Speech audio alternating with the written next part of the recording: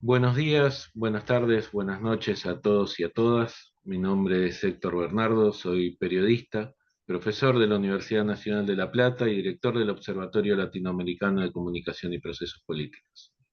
Hoy, en el marco del proceso electoral que se está realizando en Francia, para comprender cómo es ese proceso electoral, para entender qué es lo que está en juego allí, tenemos el placer de charlar con Luis Casado, quien es un analista político chileno que reside en Francia ya hace 50 años, que se ha dedicado, si bien es de formación ingeniero, se ha dedicado a seguir la política mundial, latinoamericana, chilena y europea constantemente. Tiene varios escritos al respecto y hoy nos va a ayudar a entender qué es lo que está pasando en Francia y por qué se habla de este auge de la extrema derecha en toda Europa, ¿no? Hace poco charlábamos con una colega española, pero no, ella nos marcaba que no es lo mismo la derecha española que la derecha francesa, que la derecha italiana, tienen sus propias características y sus propias formas de construcción. Así que para aclarar todo esto y después de esta larga introducción, quiero agradecer a Luis Casado que nos haya atendido hoy. Muchas gracias, Luis, por ayudarnos a comprender lo que está pasando allí. Gracias a ti por invitarme a participar. Para empezar, una pregunta muy básica, pero que nos va a ayudar a empezar a tener un marco. ¿Cómo es el sistema electoral francés y qué es lo que está en juego mañana? El sistema electoral francés actual, que tiene que ver relación con la constitución del Parlamento, en este caso de la Asamblea Nacional, es un sistema que fue inaugurado con la Quinta República por el general de Gaulle, que fue quien construyó e hizo aprobar esta constitución. Es un sistema que divide Francia en 577 circunscripciones y cada circunscripción elige un diputado. La mayoría, por tanto, se obtiene, la mayoría absoluta, con 289 escaños. Yo preciso que el escrutinio es mayoritario, es decir, gana en cada circunscripción quien obtiene más votos, porque en el marco de las elecciones europeas que acaban de tener lugar, el escrutinio es proporcional, es decir, se define el número de diputados electos en función de la proporción de votos que se obtuvo masivamente. En este caso no, cada uno es elegido independientemente en su circunscripción, 577 en todo el país. Y en ese caso, cuando alguien obtiene la mayoría absoluta en el Parlamento, puede elegir luego al primer ministro. ¿Cómo es ese funcionamiento? Bueno, la Constitución estipula que hay una estructura del Estado con diferentes niveles. El primero, por así decir, es el de la presidencia de la República. El presidente se elige por votación nacional y después de la primera o la segunda vuelta se elige un presidente, pero el gobierno lo elige, lo apoya, lo define el Parlamento, es decir, la Asamblea Nacional. De tal manera que quien tiene mayoría en el Parlamento impone de alguna manera al primer ministro. Suele suceder que el primer ministro y la mayoría del Parlamento pertenezcan al mismo sector político, es decir, el presidente y el primer ministro forman parte del mismo sector. Pero en diferentes ocasiones se ha verificado que no es el caso y se produce lo que se llama una cohabitación. Un presidente de la República de un determinado sector político y un gobierno apoyado por el Parlamento de otro sector político, y el primer ministro y el presidente cohabitan y desde luego tienen que compartir las decisiones que se tomen a nivel del Estado. Y en este marco, como decíamos, hay, dada la primera vuelta que se dio hace poco tiempo y ahora mañana, 7 de julio, pues se va a realizar la segunda vuelta, los medios señalaban que había tenido un muy buen desempeño electoral la extrema derecha, representada por Marie Le Pen. Primero te quiero preguntar quién es Marie Le Pen y por qué es considerada de extrema derecha. ¿Qué elementos de sus propuestas la ponen en ese lugar? Bueno, yo creo que hay que hablar de Le Pen familia y luego de la familia política, que es algo más amplio que la familia natural. El Partido Renovación Nacional, que cambió su nombre, pero que es el partido de origen, fue creado por los sobrevivientes de la división Carlomagno, una división militar nazi francesa que fue a combatir al lado de los nazis alemanes en contra de la Rusia soviética. Es decir, quienes construyeron ese partido y lo fundaron eran nazis. Y a lo largo de toda su existencia, este partido, que tenía como líderes, entre otros, a Jean-Marie Le Pen, el padre del actual Marine Le Pen, quien dirige, era un nazi. Y la ideología del partido tiene mucho que ver con eso.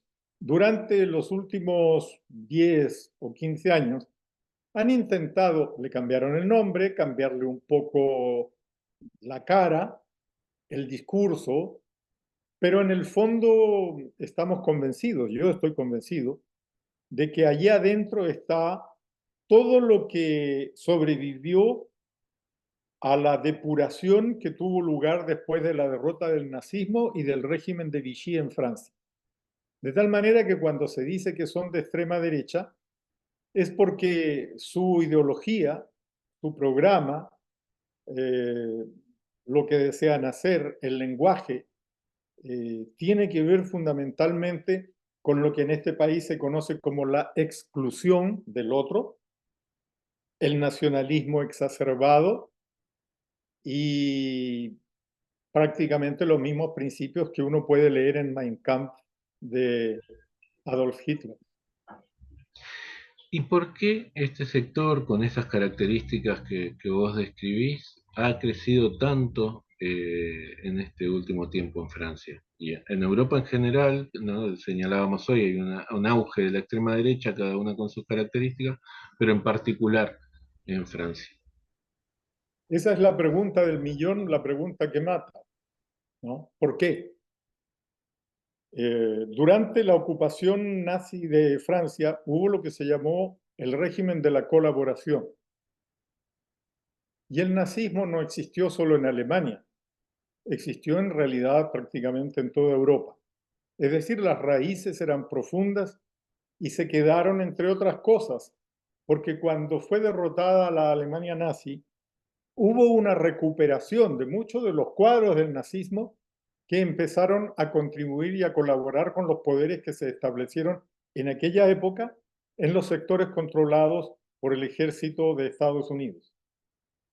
De tal manera que no solo en el ámbito científico, como todo el mundo sabe, sino también en el ámbito militar, en el ámbito de la seguridad interior, del espionaje, es sabido que quedaron algunas ramas vivas y que no fueron depuradas, como se decía en aquella. Ahora, ¿por qué poco a poco esto empieza a surgir y a crecer de la manera que lo hemos visto? Para dar una idea del crecimiento, yo quiero decir lo siguiente. Cuando el señor Emmanuel Macron, nuestro presidente, fue elegido hace 7 años, había en la Asamblea Nacional 8 diputados neofascistas. 8. Mañana pueden obtener entre 200 y 250. Es poco probable que obtengan la mayoría absoluta, pero el crecimiento se ve que es terriblemente importante. Ahora, ¿qué es lo que motiva este brutal viraje del electorado francés? Yo diría que, como lo he escrito en alguna nota, es sencillamente lo que se llama en politología la alternancia. Este país, pero no solo este país, ha tenido gobiernos durante décadas de lo que se llamó o lo que se llama todavía el progresismo, la socialdemocracia, y luego la derecha tradicional. La derecha tradicional y la socialdemocracia han cambiado al titiritero, pero el espectáculo es el mismo. Es decir, el modelo económico es el mismo.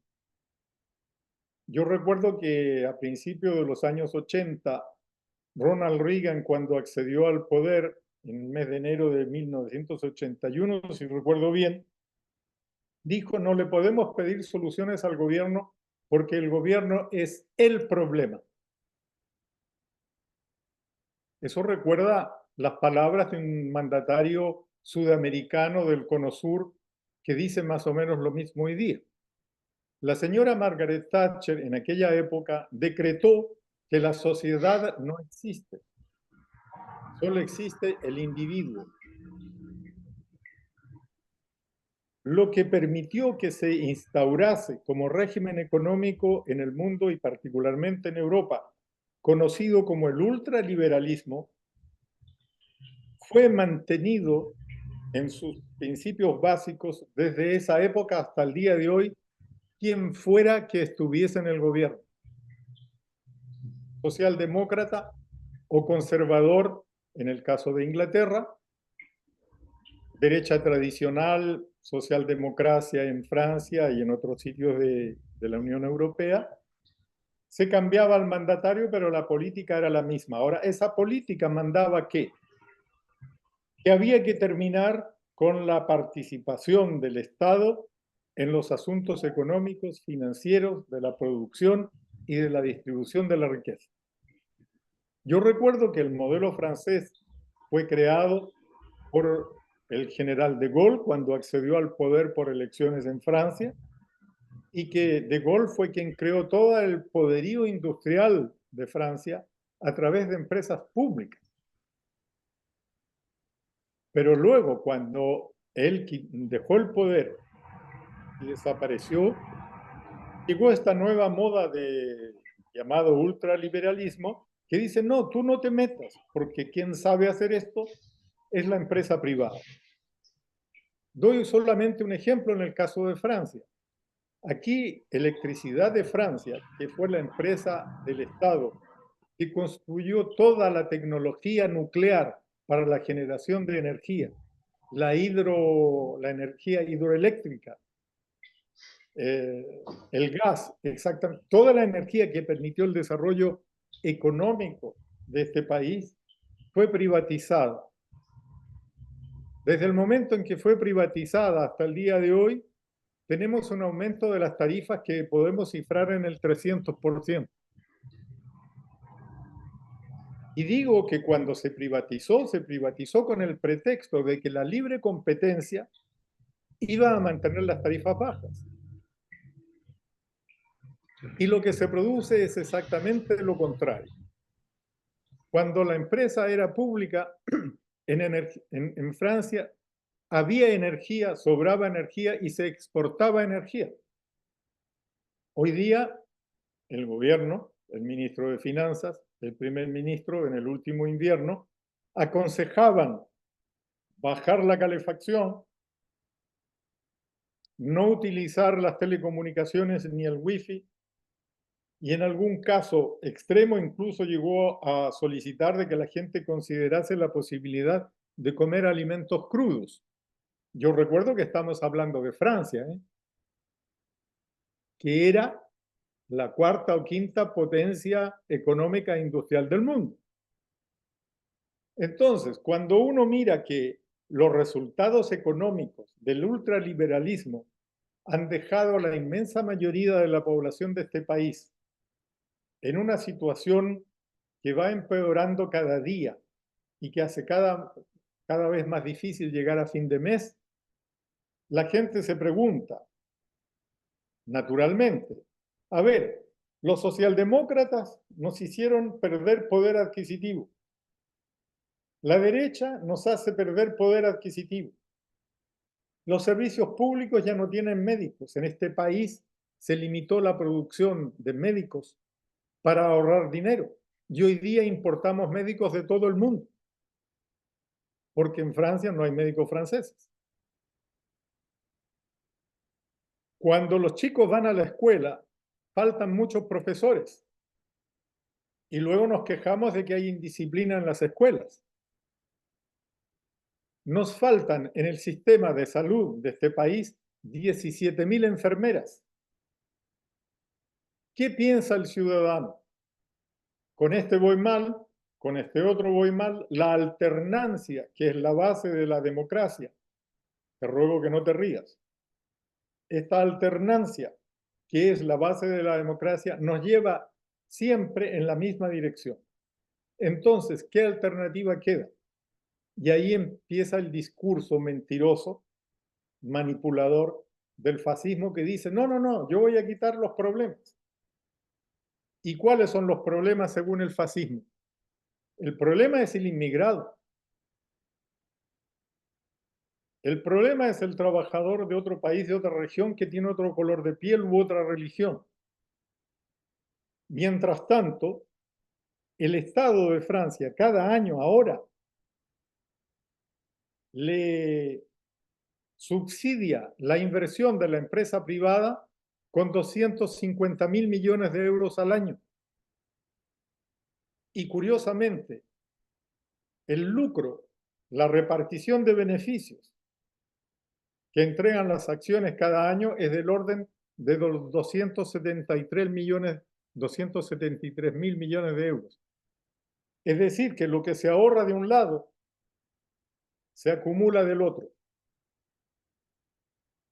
Y un puñado de multimillonarios de este país en los últimos 20 años ha multiplicado su fortuna por 2, por 3, por 4, ya nadie sabe, porque son sumas fabulosas.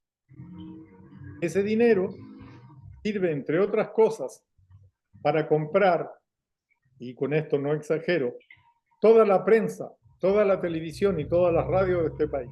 Y curiosamente, quienes las compraron son empresarios que se identifican con el partido fascista. Para ir cerrando la charla de hoy, seguramente te volveremos a convocar, Luis, para seguir entendiendo lo que pasa allí. No dije, no comenté, vos creaste un portal de noticias, de análisis de la política que se llama Política con K, ¿no? Eso también es un dato para que los oyentes puedan buscar y ver también ahí tu trabajo y el trabajo de los analistas a los que convocás.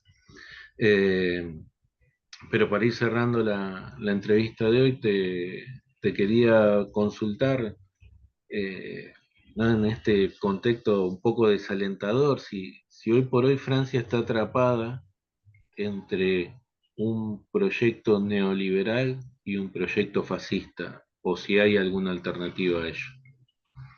Bueno, acá la alternativa es la que surgió después de las elecciones europeas. La izquierda panorámica, yo la llamo la izquierda panorámica porque está dividida en una multitud de pequeños grupos o de partidos, se reunió en algo que se parece mucho a lo que se llamó durante el periodo de la ocupación nazi la resistencia, el Consejo Nacional de la Resistencia, es decir, ¿cómo le hacemos frente a esto? Y ese sector fue el que mejor resistió en las dos elecciones que han pasado y que podría mañana también volver a resistir e impedir que haya una mayoría absoluta de la ultraderecha. Ese sector está llamado a jugar un papel importante, está enraizado en la historia de este país, de la Te hago Revolución un Francesa. paréntesis, Luis. ¿Cuántos diputados necesitaría tener para tener la mayoría absoluta? 289, pero nadie lo va a 289. obtener. Nadie lo va a obtener.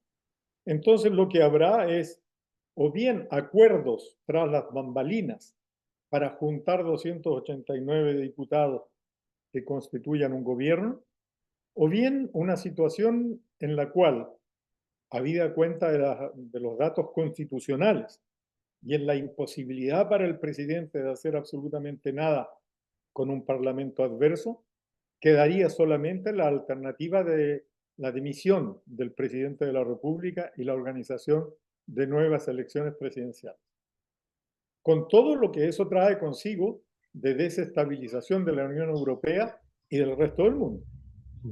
Te interrumpí, discúlpame pero me parecía que era un dato que no lo habíamos dicho y estabas redondeando la idea de que este sector es el que le puede poner un freno, ¿no es cierto?, a este crecimiento por lo menos a que tenga mayoría absoluta la ultraderecha ahí en el Parlamento. Va a ser muy difícil que mañana la ultraderecha obtenga mayoría absoluta, esencialmente porque este sector que participó en la primera vuelta y que podía haberse mantenido en muchas elecciones triangulares en la segunda vuelta, decidió retirar todos los candidatos que no estaban primeros para facilitar la elección de un demócrata, cualquiera sea su color político. Eso hace que sea prácticamente imposible que la ultraderecha tenga mayoría absoluta, pero no resuelve, desde luego, el problema de saber quién gobierna.